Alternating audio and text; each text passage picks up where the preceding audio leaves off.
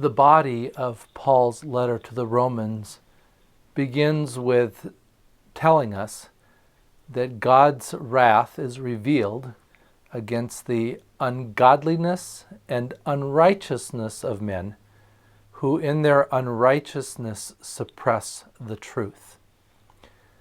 We're continuing today with our conversation about God words, terms that we discover in the letter to the Romans that I think need to be explained, defined, in order for us to understand what it is that Paul wrote to the Romans, but more importantly, what it is that God is saying to us about the fellowship into which He invites us. So I've looked previously at the words wrath and ungodliness, and I'll put links to both of those conversations in the description below. We turn now to our third word, and the second cause, the second reason that God's wrath was revealed. And this is against the unrighteousness of humanity. We are ungodly. We are unrighteous. So what does it mean to be unrighteous? The root of the word is the word justice. And then it has in the Greek an a prefix or an a prefix, which makes it a negative. We notice that also with ungodliness. So this is the opposite of justice. This is the opposite of righteousness, but I guess we most clearly understand the word justice as opposed to the word righteousness. And we are going to look at the word righteousness also.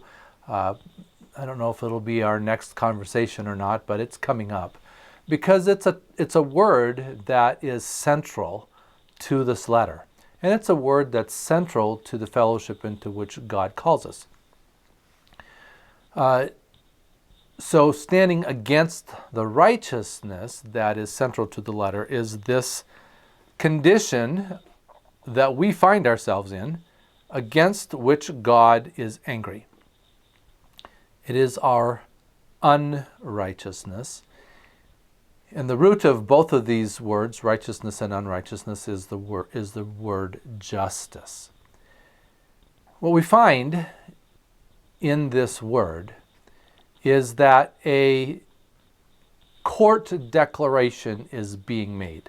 A judgment is being proclaimed.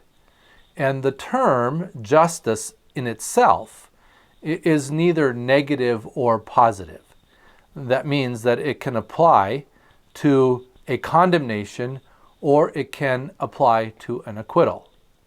So when the scriptures uses the word for justice, or when the Greeks use the word that is the root here, justice, it is simply saying that justice is being carried out, whether for good or for bad.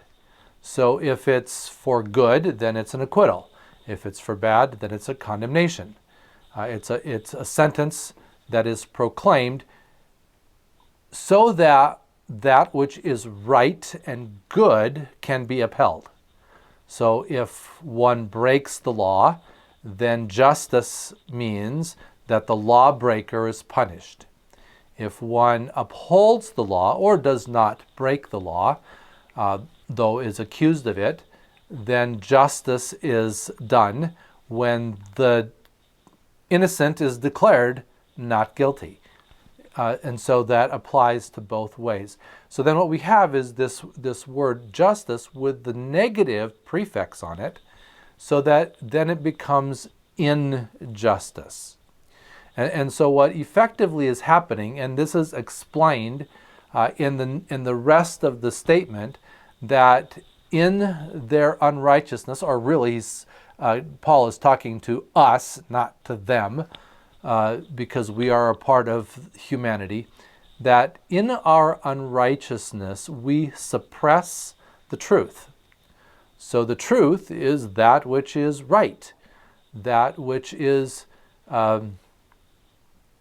given to us by God so that His standards are known and upheld. Just like we know and hopefully uphold the standards of our society in the laws that our lawmakers make, that knowing those laws, then we know that there are consequences if we break them. And so in the same way, God has given us laws that govern society, that govern our fellowship with Him also. And when those laws are broken, then injustice is done. And this is what causes God to be angry, that knowing what is true, we argue against it, or we live against it, or we say that truth is not true, that truth does not exist. And this is really a part of the condition of the world in which we live. It's been given a variety of labels, postmodernism maybe most recently, although some are suggesting that we live in a postmodern world, or a postmodern world. But the whole concept of truth in our world has come into question. What is truth? Is there such a thing as objective truth? Or is it simply my truth and your truth, in which case we contradict each other, and then there really is no truth? So what God is angry against is the fact that we would deny that He is the author of truth, and that His way and His declaration about what is right. And so again, both ungodliness and unrighteousness are acting contrary to what is declared to be true and right by God. And if we go back to the commandments that we read in Exodus and in Deuteronomy, we discover there that God is a jealous creature. Well, not a creature because He's not created, a jealous being. That God is jealous. That is, that He does not put up with competition. And as we look at the very first commandment, it says that we should have no other gods. That is, that there is only one God, and that we should worship only that one God, and that when we worship anything other than that one God, whether it be ourselves or other parts of creation, then we are violating that, and God does not take kindly to that. That in this sense, jealousy is a righteous jealousy, because the one who created us has the right to make the rules about how His creation works. And so then, because He is a jealous God, then because He doesn't like competition, He doesn't like it when we usurp His authority, He doesn't like it when we usurp His majesty, He doesn't like it when we try to usurp His position of power, then He is justifiably angry at that. His wrath is revealed against that. Now we might say, well, who cares? I'll live my own life the way I want to, and what God wants or doesn't want is irrelevant. The problem with thinking that way is that we endanger ourselves. We are in danger of suffering the eternal consequences of that rebellion, of that disobedience.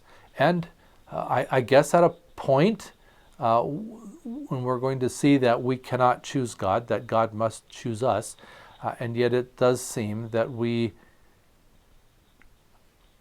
now, because we are born that way, but that Adam and Eve actually chose to disobey, and we've inherited that rebellious nature, that it is our inborn brokenness that says, I don't care about God. I don't care what God says. I'm going to live my life the way I want to live it, apart from what He says is the way that I ought to live it.